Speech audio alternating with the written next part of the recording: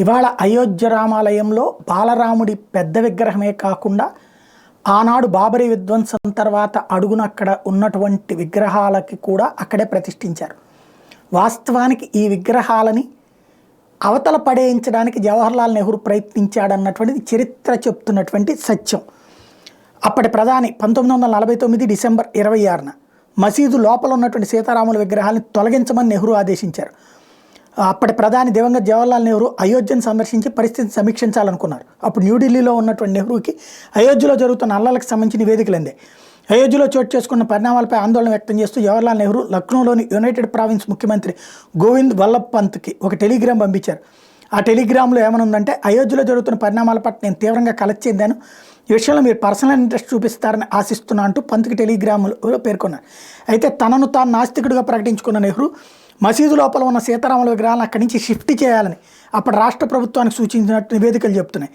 అయితే ఇది హిందూ ముస్లింల మధ్య పెద్ద ఎత్తున అల్లర్లకు దారితీస్తుందన్న ఉద్దేశంతో అప్పటి జిల్లా మ్యాజిస్ట్రేట్ కేకే నాయర్ మసీదు లోపల ఉన్న సీతారాముల విగ్రహాలను తొలగించేందుకు నిరాకరించారు. దీంతో ప్రభుత్వం వివాదాస్పద స్థలంగా ప్రకటించి మసీదు గేటుకి తాళం వేసింది.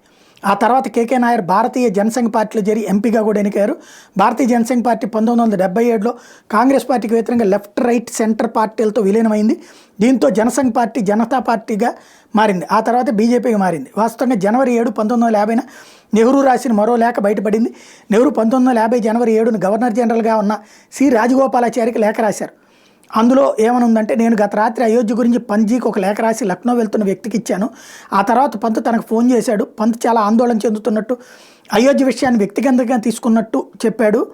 ఫిబ్రవరి 5, 1950న అయోధ్య పరిస్థితి తెలియజేస్తే సంతోషిస్తానని నెహ్రూ అన్నాడట. ఎట్లాగా 1950 ఫిబ్రవరి 5న పంత్కు మరో లేఖ రాశాను. అందులో, ప్రియమైన పంత్జీ, అయోధ్య పరిస్థితిని తెలియజేస్తే సంతోషిస్తాను. దేశం మొత్తం మీద జరుగుతున్న వ్యవహారాలు, ముఖ్యంగా కాశ్మీర్కి అత్యధిక ప్రాముఖ్యత ఇస్తానని మీకు తెలుసు. అవసరమైతే నేను అయోధ్య వెళ్తానని మీరు ఆఖరిసారిగా నన్ను కలిసినప్పుడు చెప్పాను. నేను అయోధ్య రావాలని మీరు అనుకుంటే చెప్పండి, నేను బిజీగా ఉన్నప్పటికీ అయోధ్య వచ్చేందుకు ఒక తేదీని ఫిక్స్ చేసుకుంటా అని ఉంది. అయితే అయోధ్యలో పరిస్థితి మారలేదని పంత్ చెప్పడంతో నెహ్రూ అయోధ్య విజిట్ కార్యరూపం దాల్చలేదు. అయితే 1950 మార్చి 5న నెహ్రూ రాసిన లేఖలో అప్పటి జిల్లా మ్యాజిస్ట్రేట్ కేకే నాయర్ని నిందించినట్టు కూడా ఉంది. అయితే తాను మసీదు లోపల ఉన్న విగ్రహాలను తొలగించాలని తీర్పు ఇవ్వకపోవడాన్ని సమర్థించుకున్నారు నాయర్. విగ్రహాలను తొలగించేందుకు అంగీకరిస్తే ఎంతోమంది ప్రాణాలు కోల్పోతారని నాయర్ తేల్చి చెప్పారు.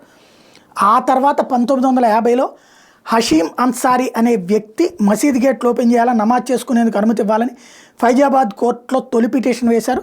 గోపాల్ సింగ్ విశారద్, మహంత్ పరమహంస రామచంద్రదాస్లు ఇద్దరు కూడా ఫైజాబాద్ కోర్టులో కౌంటర్ పిటిషన్ వేశారు. ఇది వివాదాస్పద స్థలం మీద వేయబడ్డటువంటి రెండో పిటిషన్. వాస్తవంగా నెహ్రూనే అతని చేత వేయించాడు అన్సారీ చేత పిటిషను. ఎందుకంటే అధికారులు ఒప్పుకోవట్లేదు, అట్లాగే అక్కడ ఉన్నటువంటి ప్రజలు కూడా ఒప్పుకోవట్లేదు కాబట్టి పిటిషన్ వేయించాడు అన్నటువంటిది చరిత్ర చెప్తున్న లెక్క.